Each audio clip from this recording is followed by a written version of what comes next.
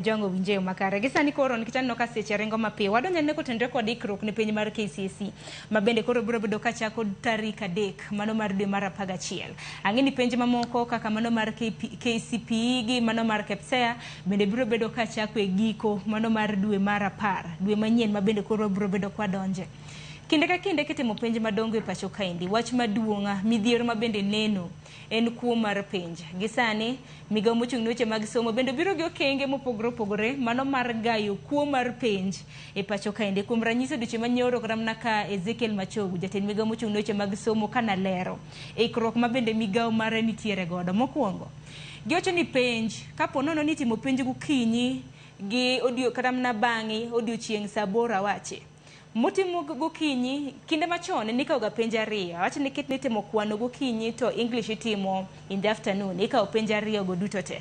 Sani kore dhi chok mokwongo magokinyi, bang'e okamitimo in the afternoon ibro bede ka ikao. Gimoko kuom lokruoge mopogore opogore mabende koro ok dhi neno e kinde mabende itimo penj. Walosane kotenore kod gayo kuo mar penj koro. Yes, kachakre kaka penj ne timre ga ka ifofo no chakre. Ne penji timo gokinyi to moko ni timo saa 8 except ndalo michako penjo chakre makoro timo maths, English kata composition ne meneno kinyalo tim penj 3 moko mid morning.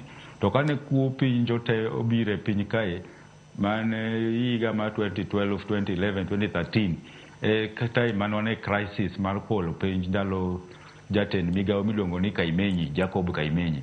Ndalo go penj ne usre to penj ne kwalre seriously. Mang mano ne nitie ng'ato miluongo ni Dr. Matiangi gi Ngire Magoha mano bedo jotend migao to ne gitimo gima ne ginyalo bagi reduce kata gi duoko chien wach ma kwalo penj no. Mano ok nyis ni kwalo penj no rumo. Kwalo penj nitie ga punde moko rumors ma kwalo penj nitie but ok en as emphasize kaka ne en 2013 gi 2012 gi 2014.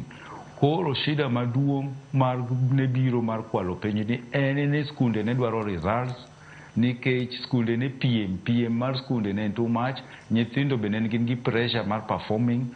There was also competition of nafas ke secondary kata competition mimanyo nafas e mbalariany kata e TVET. With the reduction gi changes ma sirikal obiro godogi, waneno ka kwalo penj nyalo reduce.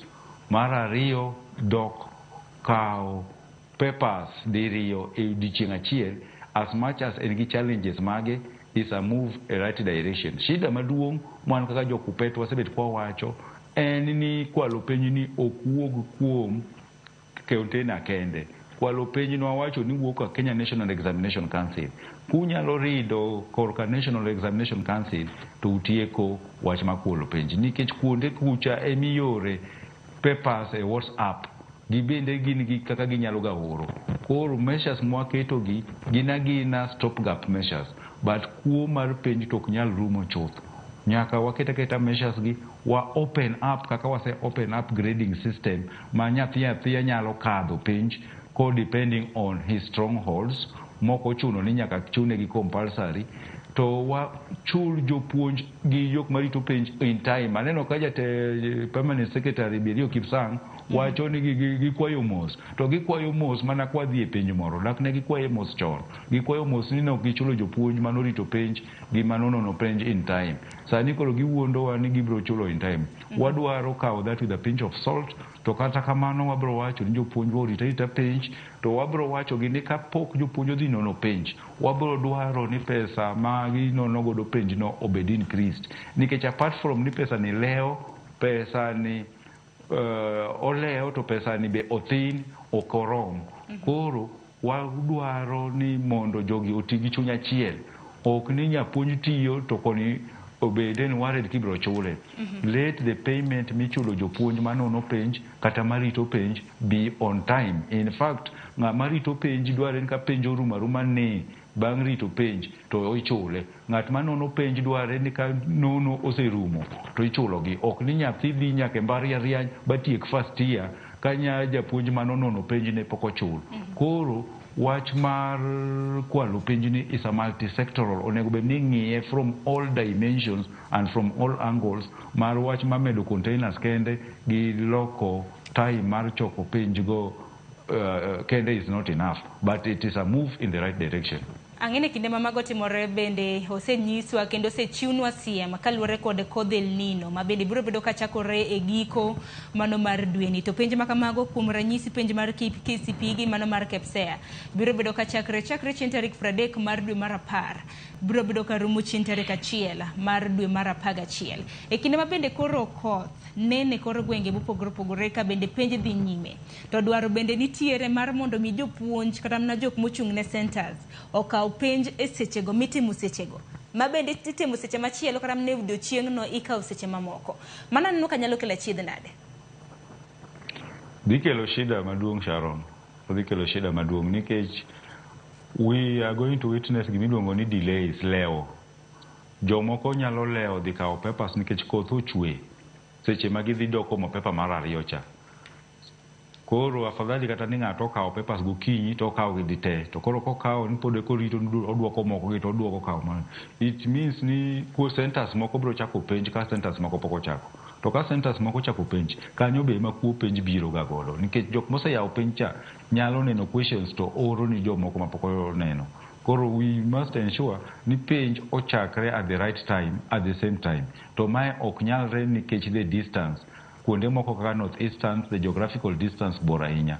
Kuonde moko ma koth ng'enye kaka Budalangi nitie that barrier. Iyudo ka seche moko isekawo papers to kiduogo tiyudo ka ora mikadho chande bridge chande pi oseumo kata ohula oseumo daraja no ok inyal kadho. Koro we are going to expect delays. So apart from that delays kata leo no nitie risk. Jopuonj are risking their lives. El Nino go. We can lose the lives kata jopuonj nyalo wito ngimagi accident mar koth kata nyithindo wuon matimo penj nyalo wito ngimagi. Magi duto onego bed okete consideration gi national examination gi sirikal seche magi pango ginene ni kaka moro nigi such challenges midhiero kaka magi ang'o mwadhi timo. Nitie issues mek helicopters go ginyiso wa gi numbers gi obedo increased. Higa mokalo cha ne nitie ga helicopters mane tero penj kuonde moko ma boyo kata kuonde ma affected gi flooding. Higa ne giwachonwa mana ni containers ema obedo increased, jok marito penj be number gi obedo increased, jok ma kelo kwe penj no number gi obedo increased, to helicopters as a mode of transport onego bed ni mano be obedo increased. To kata mana kwan mag jogo eko ma bende chiwo arita nikech wang'e nitiere gwenge moko ma bende arita kwe noke mokalo nikech kana neno kata mana kwan mag joket arita kwe naneno ka center kata mana skul ka skul ibiro bed kichiwo ne obila 2 mar mondo mi one kaka chenro mar penj baka mano biro bedo katimo. Akene gwenge mamoko kaka mago mag hoho mar okak diwache nang'o kaluwore kod kwan mag obila 2 e sikul nyalo romo? Mano giwachoga wacha on theory, on paper asaga nono penj nadhi timo gimoro miluongo ni monitoring kuonde moko miluongo ni Isiolo ndalo mar higa 2019.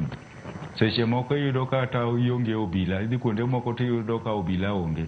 Secondly, nitie kuonde go emiyudo nitie bandits. Iyudo ka seche moko nyathi timo penj to jopuonj be rito penj to polise bende nitie kanyo, obila be nitie kanyo, to giluor ni saa asaya bandits nyalo donjo kanyo ba kel lweny.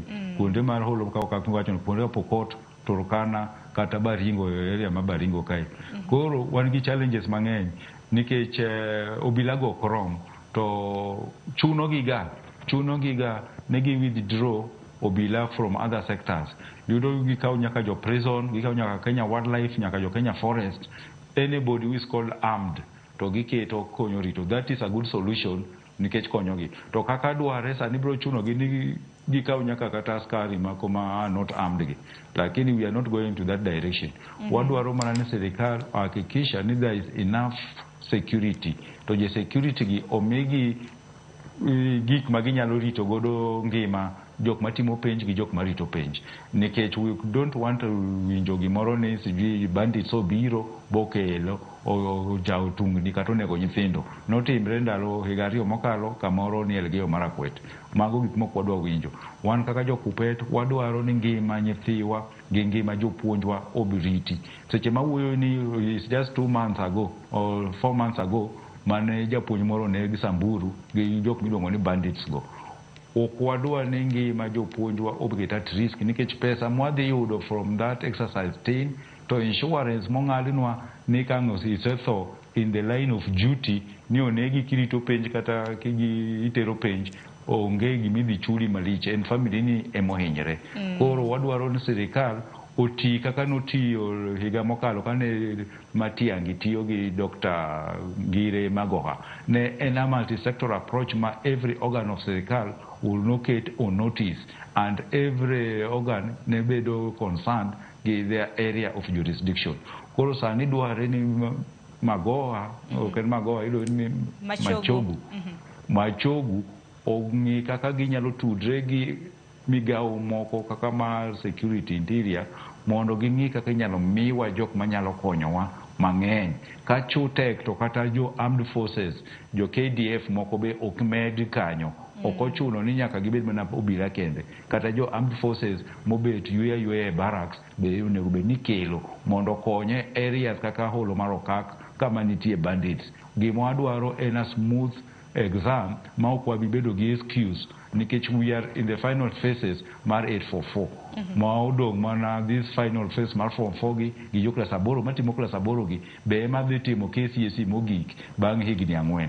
Koro wadwaro ni KCSE kata ka bedo first out to bedo first out without any challenges ma nyithindo bedo gi grade matero gi e course ma onego bed ni course maber to jopuonj manono penj go be wach gi be ong'i maber ok ni wach mani ka dhi timo penj kore kiserogi ni ok wadhi timo ni gima nwatimo no last year this time wadhi timo no maber nikech ang'eni ywak osebedo ga kinde mag penj